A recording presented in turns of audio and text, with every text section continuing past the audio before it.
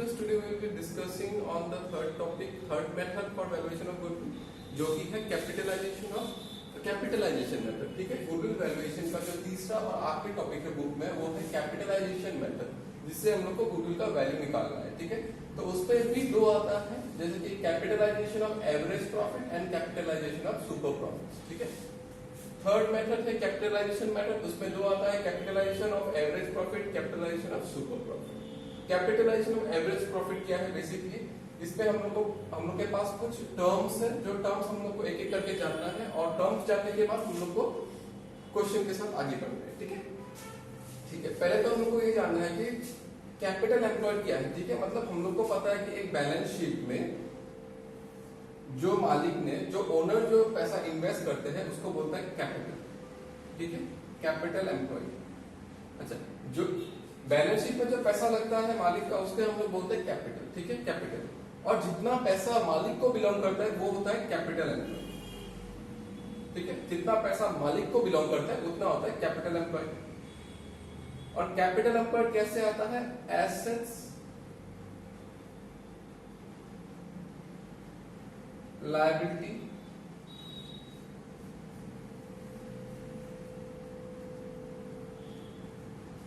अगर हम लोग याद करें क्लास 11 में, तो बेसिक हम लोग का अकाउंटिंग इक्वेशन क्या था? Capital is asset minus liability. ठीक है, C is asset minus liability. Asset से लायबिलिटीज को लेस करेंगे तो आएगा कैपिटल, जो है हम लोग का बिजनेस का कैपिटल एम्प्लॉयड, जो मालिक ने कैपिटल इन्वेस्ट किया है उसको हम लोग कैपिटल एम्प्लॉयड बोलते हैं। ठीक है, इसका दूसरा नाम है नेट वर्थ, इसका एक और नाम है, वो नाम है नेट वर्थ, और एक नाम है नेट एसेट। नेट एसेट मतलब asset minus liability, net asset, कितना मेरे हाथ में एक्चुअली एसेट्स मालिक का है। ठीक है, तो वो हो गया नेट वर्थ या फिर नेट एसेट या फिर कैपिटल एम्प्लॉयड। तो पहले हम लोग को ये पता होना चाहिए कि कैपिटल एम्प्लॉयड मतलब बिजनेस में वो अमाउंट है जो बिजनेस में उसका ओनर ने लगा के रखा हुआ है। ठीक है, बिजनेस में कैपिटल जो मालिक ने लगा के रखा हुआ है उसे हम लोग कैपिटल एम्प्लॉयड बोलते हैं। और एक चीज हम लोग को देखना है, वो क्या है? Capitalize value of average profit. Capitalize value of average profit, अगर हम छोटा सा एक एग्जांपल करें कि मेरा जो इंडस्ट्री है, जिस इंडस्ट्री में ये फॉर्म चल रहा है, उस इंडस्ट्री का नॉर्मल रेट ऑफ रिटर्न 10% है।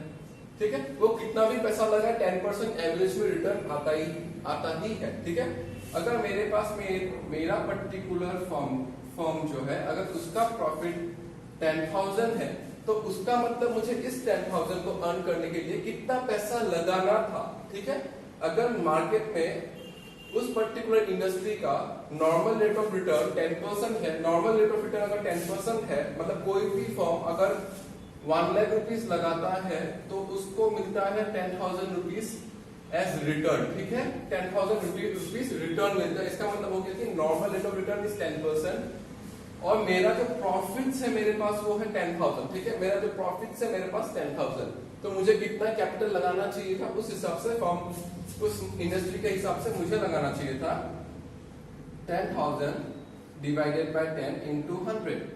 और इसको जो हम लोग लिखने का तरीका है 10,000 into 100 divided bye 10, that is 1 lakh rupees. मतलब ये क्वेश्चन इतना हम लोग को समझा के देता है कि जब हम लोग के पास एनआरआर हो और एवरेज प्रॉफिट जो एक्चुअली में है, जो एक्चुअल एवरेज प्रॉफिट जो हम लोग के हाथ में है, उसको देख के हम लोग ये बोल सकते हैं कि हम लोग को बिजनेस में कितना पैसा लगाना चाहिए था। ठीक है, और 1 लाख सब इसी का ही उल्टा तरीका है नीचे में। ठीक है, इसमें हम लोग ने बोला कि 1 lakh invested, 10% NRR, 10,000 is our return. और इसमें हम लोग ने उल्टा कर दिया, मैंने बोला कि 10,000 इज आवर रिटर्न। ठीक है, 10,000 is our return, 10% is our NRR, then we should have invested 1 lakh rupees. अब ये एक्चुअली क्या है? एक्चुअली हो सकता है कि मैंने 1 लाख रुपीस इन्वेस्ट नहीं किया होगा। ठीक है, ये तो मैंने एवरेज फर्म का बात बोल रहा था, वो एवरेज इंडस्ट्री का बात बोल रहा था। ठीक है, मतलब ये एवरेज इंडस्ट्री का ऐसा है कि वो 10% लेके आता है। हो सकता है कोई पर्टिकुलर फर्म उस इंडस्ट्री में अच्छा हो, कोई पर्टिकुलर फर्म ज्यादा एफिशिएंट हो सकता है कि उसने जो कैपिटल एक्चुअली में लगाया वो हो सकता है कि वो उसने 80,000 लगाया। ठीक है, मतलब 10,000 प्रॉफिट लेके आया, तो 10,000 के लिए उसको 10,000 के लिए उसको 1 लाख रुपीस का बिजनेस में इन्वेस्टमेंट होना चाहिए था, पर उसने वो 80,000 के इन्वेस्टमेंट में ही लेके आया, ठीक है। बेसिकली बात यह है कि जो चीज उसको 1 लाख इन्वेस्ट करके लाना चाहिए था वो उसको 80,000 इन्वेस्ट करके ही लेके आया। तो उस केस में जो बेनिफिट कैपिटल का मतलब जो कम कैपिटल लगा के भी बेनिफिट लेके आया उसको हम लोग बोलते हैं value of goodwill. Value of goodwill हो गया 20,000, ठीक है।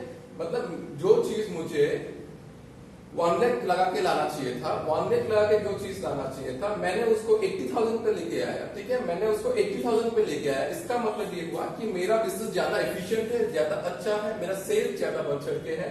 तो वो रीजन के लिए मेरा जो डिफरेंस अमाउंट होगा, क्या चीज में difference amount, capitalize value. Capitalize value मतलब कितना कैपिटल लगाना था। इस पॉइंट पे वापस आते हैं हम लोग। Capitalize value of average profit मतलब कितना बिजनेस में इन्वेस्ट करना था। Average profit multiplied by 100 divided by NR. ये तो फॉर्मूला है, ये तो फॉर्मूला है। ये फॉर्मूला से हम लोग को याद नहीं करना है, हमको समझ के याद करना है कि कैपिटलाइज वैल्यू वो वैल्यू होता है जो प्रॉफिट हम लोग के हाथ में है, एनआरआर के साथ कंपेयर करके देखना है कि उस प्रॉफिट को अर्न करने के लिए उस फर्म को उस इंडस्ट्री में कितना पैसा लगाना चाहिए था। 1 लाख लगाना चाहिए था और उस फर्म ने कितना लगाया, 80,000 लगाया। मतलब 20,000 का उसका एक लीवरेज है, ठीक है। 20,000 का उसका एक बेनिफिट है, वो ज्यादा एफिशिएंट है। तो वैल्यू जो 20,000 है that is the value of goodwill of the firm. और ये 80,000 क्या है, और ये 80,000 है capital employed. Capital employed business में कैपिटल कितना लगा, 80,000। कैपिटल एम्प्लॉयड निकालने का तरीका हम लोग ने देख लिया। कैपिटल एम्प्लॉयड कैसे निकाल सकते हैं, एसेट माइनस लायबिलिटी, जिसका डायरेक्टली कैपिटल एम्प्लॉयड भी हो सकता है अपने पास, एसेट माइनस लायबिलिटी करके भी निकाल सकता है, और उसका दूसरा नाम है नेट वर्थ, नहीं तो नेट एसेट्स, ठीक है। तो इसका एक दो एग्जांपल करेंगे और हम लोग उस टॉपिक को रैप अप करेंगे।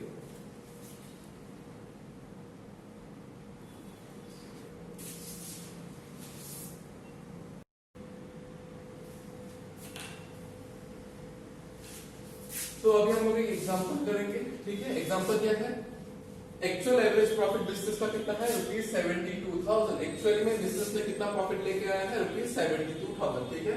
NRR normal rate of return कितना है, 10%। मतलब मैंने कितना पैसा निकालना है, मुझे कितना पैसा लगाना चाहिए था, मतलब capitalize value of average profit कितना है वो देखना है। और उसके बाद मेरे पास है एसेट और लायबिलिटीज, जिससे कि मुझे निकल जाएगा मेरे पास कैपिटल एम्प्लॉयड, और दोनों का डिफरेंस आएगा capitalize value of average profit less capital employed, हम लोग के पास आ जाएगा गुडविल का वैल्यू, ठीक है। तो सॉल्यूशन करते हैं इसका।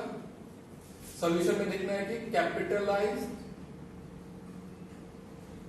Value of average profits equals to 72,000 लगाया, नॉर्मल रेट ऑफ रिटर्न है 10% डिवाइडेड बाय 10 into 100, कितना आना चाहिए, 7,20,000।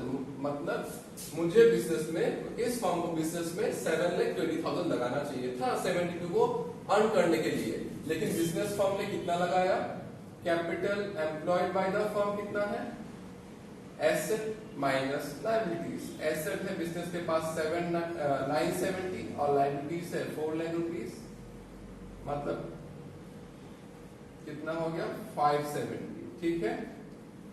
570 बिजनेस ने पैसा लगाया। मतलब जो गुडविल का वैल्यू है वो हमको समझ में आता है कैसा, capitalize value of average profit less capital employed. Business को पैसा लगाना चाहिए था 7,20,000 और सेम चीज का कमाल बिजनेस ने 5,70,000 लगा के ही कर दिया। तो बिजनेस के हाथ में कितना आया, 2,50,000। 2,50,000 है बिजनेस का गुडविल, ठीक है। सॉरी 1,50,000। 1,50,000 है value of goodwill of the firm, ठीक है। तो इसको नोट डाउन कीजिए। तब तक हम लोग एक और क्वेश्चन के लिए रेडी करते हैं खुद को, ठीक है। चलिए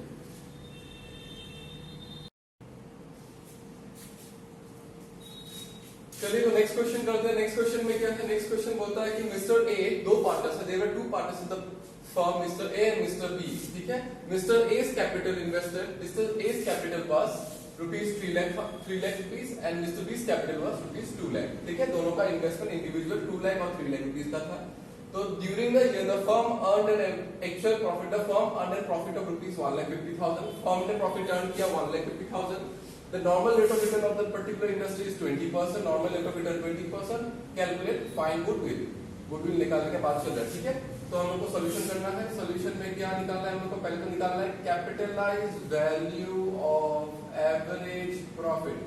capitalise value of average profit कितना है, मेरा प्रॉफिट कितना है, मेरा फर्म्स प्रॉफिट इज 1,50,000, ठीक है, फर्म्स प्रॉफिट इज 1,50,000, एनआरआर है अपने पास 20%, मतलब इस प्रॉफिट को अर्न करने के लिए उस पर्टिकुलर फर्म को कितना अर्न करना चाहिए, कितना लगाना चाहिए था, तो that is divided by 20 into 100, ठीक है, डिवाइडेड बाय 20 into तो डिवाइडेड बाय 20 into 100, मतलब फर्म को लगाना चाहिए था 7,50,000 रुपीज, ठीक है।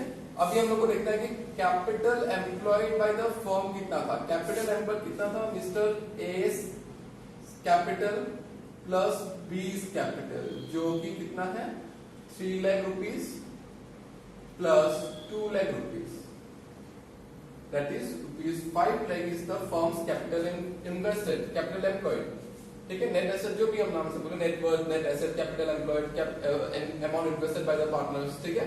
तो अभी वैल्यू ऑफ गुडविल क्या है, goodwill is capitalised value of average profit less capital employed, 7,50,000 less 5 lakh, that is 2,50,000 is the value of goodwill. हो गया सिंपल। हाँ, तो अभी हम लोग को जो नेक्स्ट टॉपिक करना है, और नेक्स्ट टॉपिक का नाम है सुपर प्रॉफिट का कैपिटलाइज्ड वैल्यू, मतलब कैपिटलाइजेशन ऑफ सुपर प्रॉफिट के हिसाब से गुडविल निकालना है, ठीक है।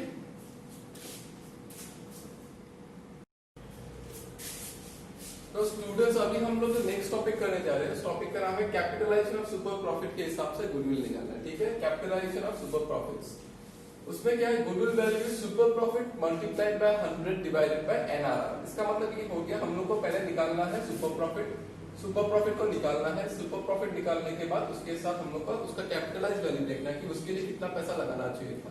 सुपर प्रॉफिट कैसे निकलता है, सुपर प्रॉफिट आएगा हम लोग का normal profit actual average profit minus normal profit, जैसे हम लोग पहले भी निकालते हैं, ठीक है। एक्चुअल में कितना प्रॉफिट आया और मेरा नॉर्मल प्रॉफिट कितना होना चाहिए था, उस दोनों का डिफरेंस आता है सुपर प्रॉफिट, और सुपर प्रॉफिट का कैपिटलाइज्ड वैल्यू करने से हम लोग का वैल्यू गुडविल आ जाएगा। तो ठीक है, एक एग्जांपल करता है, एग्जांपल के साथ समझते हैं हम क्वेश्चन को। अभी हम लोग के पास अगर एग्जांपल में बोले actual average profit of the business is 72 rupees, sorry rupees, actual average profit of the business is 72,000, normal rate of return is 10%, assets value and liabilities value, assets value is 970,000, liability worth rupees 4 lakh, ठीक है। कितना है अपने पास data, और इसके साथ हम लोग को निकालना है सुपर प्रॉफिट के हिसाब से क्वेश्चन, ठीक है। तो पहले हम लोग को देखना है कि बिजनेस में कैपिटल एम्प्लॉयड कितना है। अगर हम लोग आंसर करने जाए तो हमको पहले first we need to find out what is the value, what is the amount of capital that has been invested by the owner. Capital employed is asset minus liability, capital employed is asset minus liability, that is 9,70,000 less 4 lakh, कितना आता है 5,70,000, ठीक है। Capital invested by the owners are 5,70,000 rupees. अब हम लोग को निकालना है सुपर प्रॉफिट। सुपर प्रॉफिट कैसे निकालना है, super profit is average profit minus normal profit is normal profit. इस क्वेश्चन में हम लोग के पास एवरेज प्रॉफिट है 72,000। अब हम लोग को देखना है कि नॉर्मल प्रॉफिट्स कितना हो, नॉर्मल प्रॉफिट चाहिए हम लोग को, ठीक है। मेरे पास क्वेश्चन में कैपिटल एम्प्लॉयड है, कैपिटल एम्प्लॉयड का वैल्यू है, और मुझे पता है कि इस फर्म में, इस पर्टिकुलर इंडस्ट्री में इस फर्म का कितना एवरेज रेट ऑफ रिटर्न कितना होना चाहिए, ठीक है। नॉर्मली कितना रेट ऑफ रिटर्न मिलता है, दैट इज 10% मिलता है। तो मुझे पता लग जाएगा कि मेरा नॉर्मल प्रॉफिट कितना होना चाहिए, नॉर्मली मुझे बिजनेस में कितना प्रॉफिट लाना चाहिए। It is capital employed multiplied by NRR, जो कि क्या है, कैपिटल एम्प्लॉयड है बिजनेस में 5,70,000 और normal rate of return is 10%, that is rupees 57,000 is the value that the firm should have earned by investing rupees 5,70,000 as capital, ठीक है। लेकिन देखिए अच्छे से देखिए, समझ में ये आता है कि फर्म को लाना चाहिए था 5,70,000, ठीक है। फर्म को लाना चाहिए था फर्म को लाना चाहिए था 57,000 प्रॉफिट, बट फर्म ने प्रॉफिट लेके आया है 72,000, ठीक है। मतलब फर्म ने एक्सेस लाया है। तो सुपर प्रॉफिट कितना हो गया, सुपर प्रॉफिट कितना हो गया, सुपर प्रॉफिट इज 72,000 माइनस 57,000 कितना होता है 72,000 माइनस 57,000, सुपर प्रॉफिट इज 15,000, ठीक है। सुपर प्रॉफिट इज ₹15,000 और उस सुपर प्रॉफिट को अर्न करने के लिए हम लोग ने एक एडिशनल कितना कैपिटल लगाना चाहिए था उस प्रॉफिट को। ये जो सुपर प्रॉफिट का जो वैल्यू आ रहा है इसको अर्न करने के लिए बिजनेस में कितना पैसा लगना चाहिए था, एवरेज 10% के हिसाब से है। तो goodwill value is super profit multiplied by 100 into NRR. मतलब इस प्रॉफिट को अर्न करने के लिए बिजनेस में पैसा लगाना, ये जो प्रॉफिट है ये है, अगर मान लें कि 10% है तो बिजनेस में कितना कैपिटलाइज वैल्यू गुडविल कितना बनेगा, 1,50,000 का गुडविल वैल्यू निकलेगा, ठीक है। मतलब बेसिकली इसका ये एप्लीकेशन है कि फर्म ने 1,50,000 का एक बेनिफिट मतलब कैपिटल में लिया है। कैसे? उसने फर्म को अगर पैसा लगाना चाहिए था 10 लाख रुपीस, तो वो चीज जो 10 लाख पे लाना चाहिए था वो 8,50,000 में ही वो प्रॉफिट जनरेट कर रहा है, ठीक है। मतलब 1,50,000 का एक फर्म बेनिफिट में है, ठीक है। तो ये है इस क्वेश्चन का आंसर, ये है इस क्वेश्चन का सॉल्यूशन।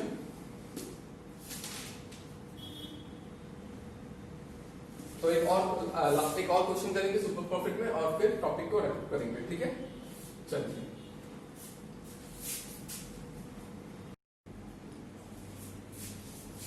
तो स्टूडेंट्स अभी हम लोग को जो नेक्स्ट क्वेश्चन करना है वो क्वेश्चन क्या है, capitalization of super profit method से हम लोग को इसका गुडविल निकालना है, ठीक है। कैपिटलाइजेशन ऑफ सुपर प्रॉफिट के हिसाब से इसका गुडविल निकालना है।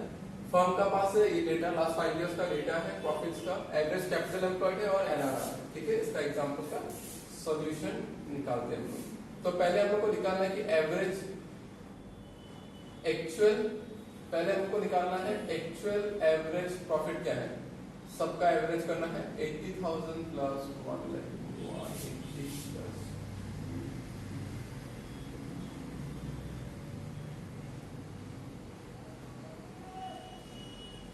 डिवाइडेड बाय 5, ठीक है। पहले इसका एवरेज निकालना है हम लोग को।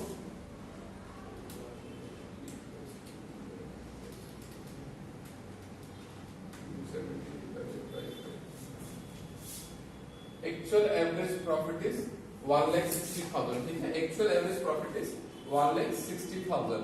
अब हम लोग को देखना है कि सुपर प्रॉफिट जो है, नॉर्मल प्रॉफिट कितना अर्न करना चाहिए, बिजनेस को नॉर्मल प्रॉफिट कितना अर्न करना चाहिए, capital employed multiplied by NRR. Capital employed business का कितना है 5 लाख रुपीस और एनआरआर कितना है 20%, ठीक है। 20% मतलब 1 लाख होना चाहिए था नॉर्मल प्रॉफिट। मतलब इस क्वेश्चन में अगर हम देखें तो फर्म का जो एवरेज में प्रॉफिट है एक्चुअली में वो है 1,60,000, ठीक है। लेकिन जो कैपिटल एम्प्लॉयड है, अगर हम कैपिटल के हिसाब से, क्योंकि बिजनेस का तो कैपिटल एम्प्लॉयड है 5 लाख रुपीस और बिजनेस का जो फर्म उस इंडस्ट्री में चल रहा है उस इंडस्ट्री का 20% करके रिटर्न है, तो उस हिसाब से तो उसका प्रॉफिट 1 लाख होना चाहिए था। बट उसका जो मतलब डिफरेंस अमाउंट जो है वो बोल रहा है कि actual average profit minus net profit, तो डिफरेंस अमाउंट जो है वो है हम लोग का सुपर प्रॉफिट।